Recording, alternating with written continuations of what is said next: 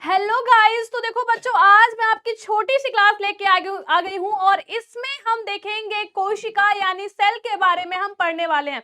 बच्चे, आप किसी भी एग्जाम में बैठ रहे हो, चाहे वो आपका बात कर एसएससी का है या किसी भी एग्जाम में आप बैठ रहे हैं, वनडे एग्जाम में, तो कोशिका चैप्टर बहुत इंपॉर्टेंट होता है और हर बार कोशिका चैप्टर से क्वेश्चन आता है। तो जितने भी अगर हम बात करें लास्ट ईयर में ऐसे क्वेश्चन है जो हर एक एग्जाम में रिपीट हुए हैं, वो मैं आपके लिए लेके आ गई हूँ। कहां पर? आपकी छोटी सी वीडियो में। तो ज्यादा टाइम ना लेते हुए हम शुरू करते हैं कोशिका चैप्टर और एक एक क्वेश्चन को हम यहाँ डिस्कस करते हैं। बहुत इंपॉर्टेंट होने वाला है ये क्लास, ठीक है। चलिए, तो पहला क्वेश्चन है आपके सामने। देखिए, पहले क्वेश्चन में क्या पूछा जा रहा है कि which biologist first gave the name of cell. आपसे पूछा जा रहा है कि कोशिका की खोज किसने की या कोशिका को नाम किसने दिया। तो आप सब जानते हैं द फेमस कौन है? रॉबर्ट हुक, ठीक है। रॉबर्ट हुक ने ही क्या किया था? कोशिका की खोज की थी। यही मैं आपको बता दूं कि रॉबर्ट हुक ने जिस कोशिका की खोज की थी वो डेड सेल थी। डेड सेल बोले तो मृत कोशिका थी, ठीक है, मरी हुई कोशिका थी। तो एग्जाम में क्वेश्चन आता है कि फिर लिविंग सेल, जीवित कोशिका की खोज किसने की? यानी हाँ सही है, जीवित कोशिका की खोज किसने की? जीवित कोशिका यानी लिविंग सेल की खोज किसने की? तो बच्चा पार्टी में बता दूं कि ल्यूवेनहॉक ने किसकी खोज की है। तो याद रखिएगा, यहीं से रिलेट कर देते हैं। ल्यूवेनहॉक, एंटोनी वैन ल्यूवेनहॉक इनका पूरा नाम है। इन्होंने जीवित कोशिका की खोज की, ठीक है। डन है मामला। आइए अगले क्वेश्चन पे चलते हैं। ज्यादा टाइम नहीं, बहुत सारे क्वेश्चन हमें यहाँ पर अटैक करना है। देखिए, अगला है, क्या पूछा जा रहा है? कौन सी रचना जंतु कोशिका और वनस्पति कोशिका से को विभेदित करती है? आपसे पूछा जा रहा है, आप जानते हो कि प्लांट में भी कोशिका पाई जाती है और जैसे हम लोग एक प्रकार के एनिमल है, जानवर है, पशु है, तो हमारे अंदर भी कोशिका पाई जाती है। अब प्लांट की कोशिका और हमारी कोशिका में क्या अंतर है? तो हमेशा याद रखिएगा कि कोई प्लांट की कोशिका है ना बच्चों, तो उसके अंदर कोशिका भित्ति पाई जाती है, सेल वॉल पाई जाती है। जबकि एनिमल सेल में मैं यही लिख दूं, सेल वॉल नहीं पाया जाता है, नहीं पाया जाता है, ठीक है। डन, याद रखेंगे। ओके जी, ओके मैम। आइए अगले क्वेश्चन पे चलते हैं। ये आपको लाइन दिख रही है, ये जो हरी हरी कलर की ये सेल वॉल है और हमेशा ये बच्चा एक प्लांट सेल में ही देखने को मिलेगा, एनिमल सेल में देखने को नहीं मिलेगा। आइए अगला क्वेश्चन आपके सामने है। पूछा जा रहा है कोशिका में राइबोसोम की अनुपस्थिति में कौन सा कार्य संपादित नहीं होगा, ठीक है। अच्छा question, which function will not performed in the absence of ribosome. मैं क्वेश्चन को समझाती हूँ। पूछा जा रहा है अगर कोशिका में मान लो राइबोसोम नहीं है तो कौन सा काम है कोशिका के अंदर कि वो रुक जाएगा। सबसे पहले आप देखिए इस फोटो में कि मैम राइबोसोम क्या है, तो ऐसे छोटे छोटे से राइबोसोम जो है क्या होते हैं, जो कोशिका के अंदर पड़े होते हैं। और बच्चों एक बात याद रखिएगा, राइबो शब्द कहीं भी देखो कोशिका के अंदर, राइबो का मतलब ही होता है प्रोटीन, ठीक है। तो आज के बाद एग्जाम तक यह बात करें, हमेशा याद रखना कि बच्चों राइबो शब्द अगर आया है तो इसका सीधा सा लेना देना प्रोटीन से है, ठीक है। तो अगर क्या है, अगर बच्चा राइबोसोम हटा देंगे तो प्रोटीन बनना बंद हो जाएगा। आइए अगले क्वेश्चन पे चलें। अगला क्वेश्चन है कि अगर माइटोकॉन्ड्रिया काम करना बंद कर दे तो कोशिका में कौन सा कार्य नहीं होगा, ठीक है। पूछा जा रहा है mitochondria stop working, which function will not happen in the cell. आपसे कहा जा रहा है कोशिका में जो माइटोकॉन्ड्रिया है, आगे हम बताएंगे कि माइटोकॉन्ड्रिया को power house of the cell भी कहा जाता है।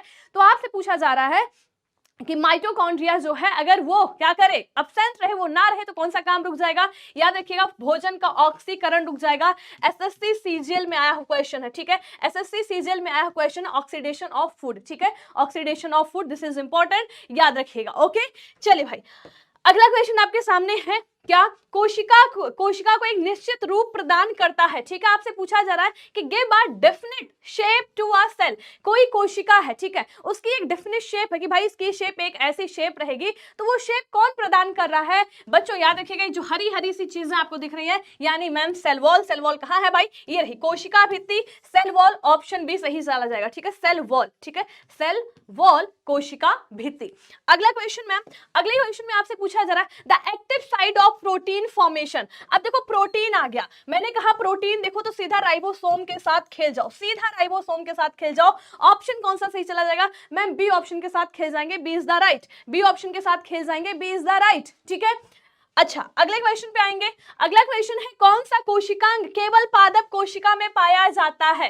अरे भाई थोड़ी देर पहले ही बताया है। अब देखो आप में से बहुत सारे बच्चे रहेंगे जो ऑप्शन ए के साथ चले जाएंगे। अगर इस क्वेश्चन को आप देख रहे हो तो मैं आपको एक बात बताऊं, हमेशा एग्जाम में चारों ऑप्शन को पढ़ना। ऑप्शन ए सही है, बहुत सारे बच्चे ऑप्शन ए के साथ लगा देंगे, लेकिन बच्चा बी भी सही है, सी भी सही है, यानी डी ऑप्शन। कोशिका में अगर पूछा जाए पादप कोशिका में कौन सा एक कोशिकांग है जो पाया जाता है, बच्चा उसमें कोशिका भित्ति भी है, पादप कोशिका में लवक भी है, यानी जिसे जो है प्लास्टिड कहा जाता है, और रितिकाएं भी हैं। ठीक है, तो याद रखिएगा कि यहाँ पर कौन सा आंसर आ जाएगा, यहाँ पर बच्चों डी ऑप्शन आ जाएगा। ठीक है, डी ऑप्शन आ जाएगा। अगला क्वेश्चन आपके सामने है, डीएनए हेलिक्स का प्रारूप मॉडल किसने प्रस्तुत किया है?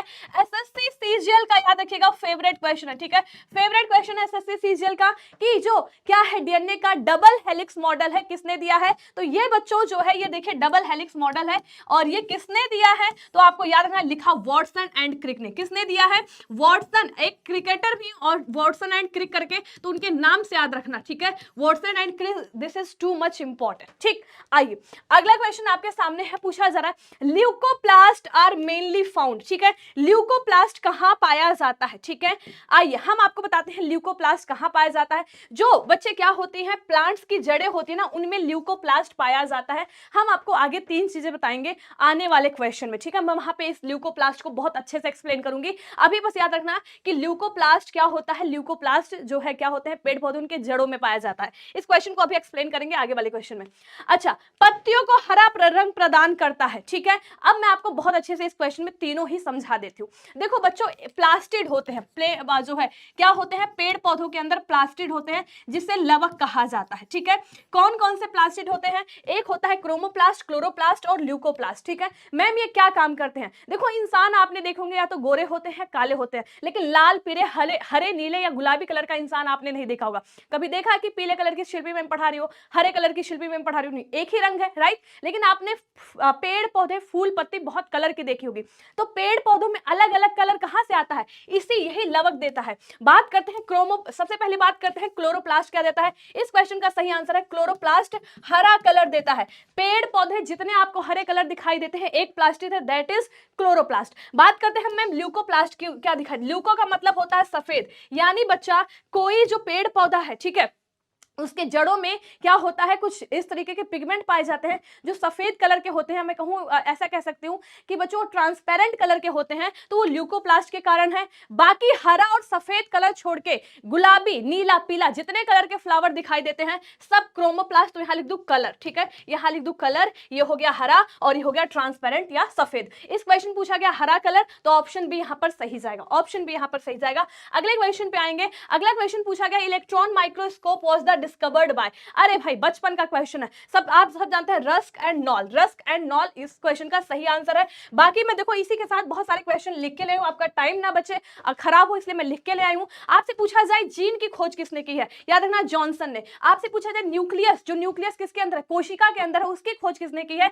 रॉबर्ट ब्राउन ने। कोशिका की खोज आप सब जानते हैं, रॉबर्ट हुक ने। ठीक है, राइबोसोम की खोज किसने की है, याद रखिएगा पैलाडे ने। लाइसोसोम की खोज किसने की है, डी डुबे ने। माइटोकॉन्ड्रिया की खोज किसने की है, अल्टमैन ने। और ER यानी एंडोप्लाज्मिक रेटिकुलम, ठीक है, अंतःद्रवी जालिका, तो याद रखिएगा ही इज पॉटर। ठीक है, तो ये सभी मैंने लिख दिया बच्चों, ये सारे क्वेश्चन किसी भी एग्जाम में आ सकते हैं स्टैटिक फॉर्म में। ठीक है, आइए अगला क्वेश्चन आपके सामने है, कोशिका की आत्महत्या थैली। भाई SSC CHSL का फेवरेट क्वेश्चन है। ठीक है, हमेशा एग्जाम में देखने को मिलता है कि जो क्या है, कोशिका है, उसकी आत्मघाती थैली या उसका एटम बम, आइटम बम, कोशिका का आइटम बम, या क्वेश्चन आता है कि उसका डाइजेस्टिव बैग। ठीक है, डाइजेस्टिव बैग, ऐसा कोई क्वेश्चन आए ना कि डाइजेस्टिव बैग कौन है, ठीक है, तो आप सब जानते हैं कौन होता है, लाइसोसोम होता है। याद रखिएगा इसके अंदर एक एंजाइम पाया जाता है। क्या पाया जाता है मैम, एंजाइम पाया जाता है। उसका नाम क्या है मैम, नाम में साथ साथ नोट कर लेना, हाइड्रोलाइटिक एंजाइम। हाइड्रोलाइटिक एंजाइम, एक क्वेश्चन कोई भी एग्जाम में आ सकता है। अगले क्वेश्चन पे आएंगे। अगला क्वेश्चन है कि which of the following cell organism necessarily contain DNA. DNA कहाँ कहाँ पाया जाता है, सबको रटा होता है कि भाई डीएनए कहाँ पाया जाता है, न्यूक्लियस। बिल्कुल सही रटा है, बिल्कुल सही याद किया आपने, कहाँ पाया जाता है, केंद्रक। लेकिन एग्जाम में याद रखिएगा केंद्रक को छोड़कर और कहाँ पाया जाता है, मैं और बता देती हूँ बच्चों, माइटोकॉन्ड्रिया में भी डीएनए होता है। माइटोकॉन्ड्रिया में भी क्या है, माइटोकॉन्ड्रिया में भी डीएनए है, ये आप याद रखिएगा, माइटोकॉन्ड्रिया, ठीक है। उसके बाद में अगर हम बात करें कहाँ है, और मैम तो बच्चों पेड़ पौधों में जो क्लोरोप्लास्ट है, क्लोरोप्लास्ट है, ठीक है, हरित लवक है, इसके अंदर भी क्या है, ये बस प्लांट सेल में हरित लवक है, इसके अंदर भी क्या है, इसके अंदर आपको याद रखना है, इसके अंदर क्या है, हरित लवक के अंदर उसका खुद का डीएनए है। तो डीएनए जो है कोशिका के अंदर 3 चीजों में पाया जाता है, न्यूक्लियस में, माइटोकॉन्ड्रिया में, क्लोरोप्लास्ट में, याद रखेंगे, ठीक है। अगला क्वेश्चन आपके सामने है कि जो है 80% से अधिक सेल में पाया जाने वाला पदार्थ है, पूछा जा रहा है कोशिका में 80% से ज्यादा क्या पाया जाता है, याद रखिएगा डी ऑप्शन, वाटर पाया जाता है, ठीक है। अच्छा, मुझे कमेंट करके बताएंगे कि आपके शरीर में कितने % पानी है, ठीक है, शायद हमने 5th क्लास में ही पढ़ा था, ठीक है। तो यहाँ याद रखिएगा कि कोशिका में 80% से ज्यादा क्या है, पानी है, ठीक है। चलिए अगला क्वेश्चन है आपके सामने, जो है क्या है, अवर्ली लवक यानी ल्यूकोप्लास्ट जो है क्या करता है, अभी बताया है ल्यूकोप्लास्ट का काम क्या होता है। ल्यूकोप्लास्ट मुख्य रूप से पाए जाते हैं, कहाँ पाए जाते हैं, अभी बताया रूट्स में, जड़ों में पाए जाते हैं, ठीक है। देखो एक ही क्वेश्चन को कई तरीके से जो है कर सकता है, और ये क्या करते हैं, ये सफेद कलर देते हैं, ठीक है। अगर रंग देना होगा तो सफेद देंगे या ट्रांसपेरेंट देंगे, ठीक है। आइए अगला क्वेश्चन आपके सामने है कि निम्नलिखित में से कौन सा कोशिकांड डीएनए रखता है। अरे भाई अभी बताया न्यूक्लियस है, न्यूक्लियस लगा दो, न्यूक्लियस नहीं तो माइटोकॉन्ड्रिया लगा दो, और मान लो माइटोकॉन्ड्रिया भी नहीं होता तो क्लोरोप्लास्ट लगा देते। अगले क्वेश्चन में है कि कोशिका का ऊर्जा ग्रह किसे कहा जाता है, power house of the cell. बचपन से फेमस क्वेश्चन है, कौन है वो, कहा गया, mitochondria. This is right, mitochondria को ही क्या कहा जाता है, माइटोकॉन्ड्रिया को ही क्या कहा जाता है बच्चों, आप सब जानते हैं power house of the cell कहा जाता है, ठीक है। आइए अगला क्वेश्चन आपके सामने है कि पादप कोशिकाओं का सबसे बाहरी आवरण क्या कहलाता है। याद रखिएगा कोई पादप कोशिका है, उसका सबसे आउटर जो पार्ट है दैट इज सेल वॉल, कोशिका भित्ति, ठीक है। हमारे यानी पशु कोशिका या एनिमल कोशिका में नहीं पाया जाता है सेल वॉल, कोशिका भित्ति नहीं पाई जाती है, ठीक है। तो याद रखिएगा इसका आंसर हो जाएगा सेल वॉल, कोशिका भित्ति। अगला क्वेश्चन है कि फलों और बीजों को विभिन्न प्रकार के आकर्षण रंग प्रदान करता है क्रोमोप्लास्ट। मैम क्या आ जाएगा, क्रोमोप्लास्ट, ठीक है, क्रोमोप्लास्ट। अभी बताया कि कौन देता है, क्रोमोप्लास्ट, ठीक है, क्रोमोप्लास्ट, याद रखिएगा। चलिए अगला क्वेश्चन आपके सामने है कि पत्तियों को हरा रंग कौन देगा। अरे भाई क्लोरोप्लास्ट, ठीक है, क्लोरोप्लास्ट, याद रखिएगा। सेम क्वेश्चन है अलग अलग भाषा में। अगला क्वेश्चन आपके सामने है कि अंतःप्रद्रवी जालिका की खोज की है, किसने की है भाई, तो अभी बताया है पोर्टर, ठीक है। पोर्टर एक साइंटिस्ट हैं, ठीक है, जिन्होंने पोर्टर इनका नाम है, तो जिन्होंने क्या किया है, जिन्होंने एंडोप्लाज्मिक रेटिकुलम की खोज की है, ठीक है।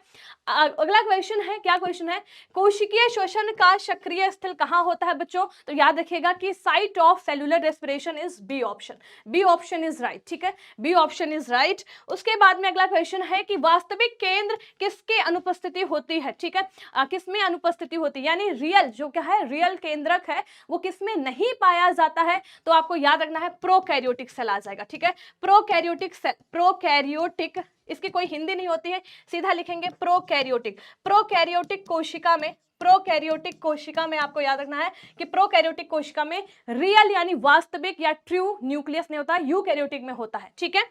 अगला क्वेश्चन आपके सामने है कि मानव शरीर में निम्नलिखित में से कोशिकाओं में से किस में माइटोकॉन्ड्रिया नहीं पाया जाता है, किस में नहीं पाया जाएगा, आरबीसी, डब्ल्यूबीसी, माइटोकॉन्ड्रिया भी नहीं पाया जाता है, याद रखिएगा न्यूक्लियस भी नहीं होता है, केंद्रक भी नहीं होता है, एक्सेप्शन ममेलियन, ठीक है, ममेलियन की बात कही जा रही है। आइए अगला क्वेश्चन है, निम्नलिखित में से किसे कोशिका का ट्रैफिक पुलिस कहा जाता है, कोशिका का ट्रैफिक पुलिस किसे कहते हैं, इंपॉर्टेंट है, गोल्जी बॉडी या गोल्जी एपरेटस आंसर आ जाए, ठीक है। तो ये यहाँ पे आपका सही आंसर जाएगा option D, option D, Golgi body आपका सही आंसर जाएगा।